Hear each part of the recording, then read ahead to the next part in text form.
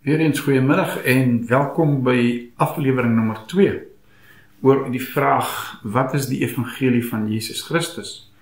Nou ongelukkig kan mense oor goeie nuus praat sonder om ook so 'n bietjie slegte nuus by te bring nie. Of 'n slegte onderwerp so sonde. Wat is sonde? Ek wil net so vinnig 'n paar woorde daaroor sê.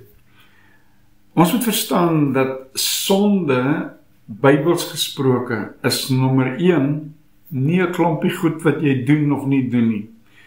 Is nie in die eerste plek seks, drugs en rock and roll nie. Of seks, verdowingsmiddels en rock and roll nie. Dit is 'n staat. Dit is 'n bestaanswyse. Of dit word beskryf as 'n bestaanswyse waarin almal onderhewig was. Tot en met die sterwe en die opstanding van Jesus Christus. Die woord hamartia, die Griekse woord hamartia vir sonde, word op verskillende maniere vertaal, maar ek glo die beste manier is, onder andere, dit is nie 'n slegte vertaling om te sê, dis om die doel te mis nie. Maar waarop het neerkom is, ons mis die doel, want sonde, hierdie bestaanswyse van sonde, het die mense identiteit verward gemaak, verwronge gemaak. So, sonde is letterlik, kom ons sê sonde met 'n hoofletter, is letterlik 'n verwarde, verwronge identiteit van die mens. En omdat die mens sy verhouding met God verloor het, Romeine 3:23 sê, want almal het gesondig, en het ontbreek hulle aan die heerlikheid van God. So toe die heerlikheid van God met Adam en Eva se rebellie die mens verlaat het, want ek glo hulle was geklee in die heerlikheid van God, en ons weet, iets het hulle verlaat, want hulle het skielik besef, hulle is naak. In spite van die feit dat hulle voorheen ook naak was. Maar naaktheid was nie 'n ding nie. Daar was nie iets soos skaamte nie, daar was nie iets soos angs nie, daar was nie iets soos vrees nie. Dit het ingekom as gevolg van sonde, want iets het verkeerd gegaan in die mens se identiteit, in sy begrip van sy menswees. Daar het 'n kortsluiting plaasgevind, en ons noem daardie kortsluiting sonde, en sonde, hierdie bestaanswyse, hierdie verwarde identiteit, lei weer tot allerhande ander sondes, met klein lettertjies as jy wil, of die werke van die vlees. Ons lees Romeine 1, 2, 3, 'n geweldige beskrywing van die mens, beide mense wat die wet geken het en mense wat buite die wet was, heidene. 'n geweldige beskrywing van die ellende, die diepte van die afval en die verval van die mensdom. Ek kan dalk net so 'n paar verse lees. Kom ons lees in vers Romeine 3:23 het ons gesien, almal het gesondig, en ongelukkig stop ons soms daar en ons vergeet om vers 24 ook vir mense te lees, want dis eintlik waar die goeie nuus inkom.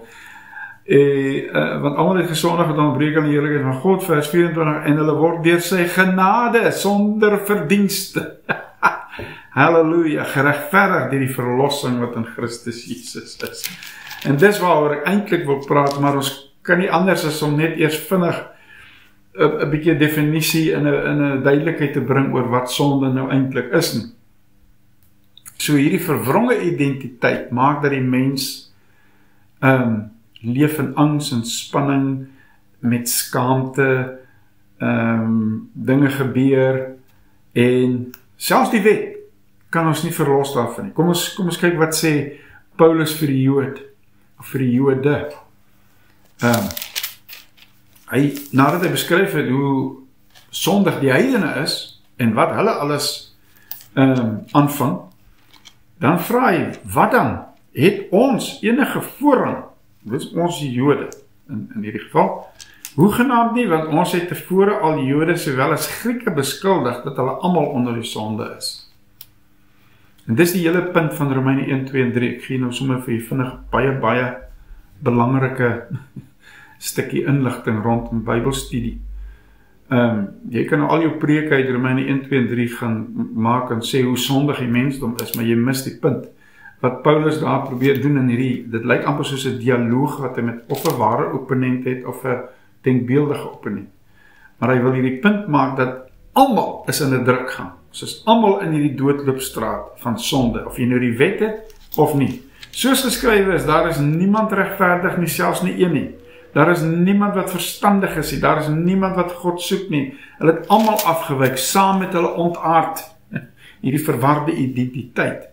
Ons is nie meer wat God ons geskep het, of ons was nie wat God ons geskep het om te wees nie. Daar is niemand wat goed doen nie, selfs nie een, hulle keel is 'n oop graf, met hulle tonge pleeg hulle bedrog, die gif van adders is onder hulle lippe, hulle mond is vol vervloeking en bitterheid, ensovoorts, ensovoorts, geweldige woorde. En dan sê hy in vers 20, aangesien uit die werke van die wet geen vlees voor hom geregverdig sal word nie, want deur die wet is die kennis van die sonde. Dis die nut van die wet. Dit was die doel van die wet, was om ons te druk in 'n rigting, om ons te dwing om te besef dat ons kan onsself nie help nie. Ons het 'n verlosser nodig. Ons het verlossing nodig en ons het 'n verlosser nodig. Want deur die wet kom die kennis van die sonde. Anders kan ek maar aangaan aan my sonde redelik onskuldig en heeltemal in onkunde aangaan en nie 'n sleg voel daaroor nie, want maar ons weet dat sonde het sy eie konsekwensies wat dodelik is.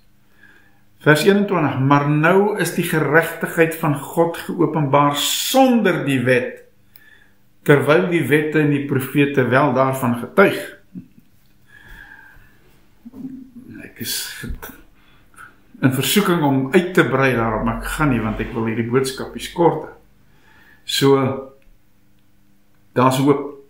Die geregtigheid van God is geopenbaar sonder die wet. Ek groet u tot volgende keer.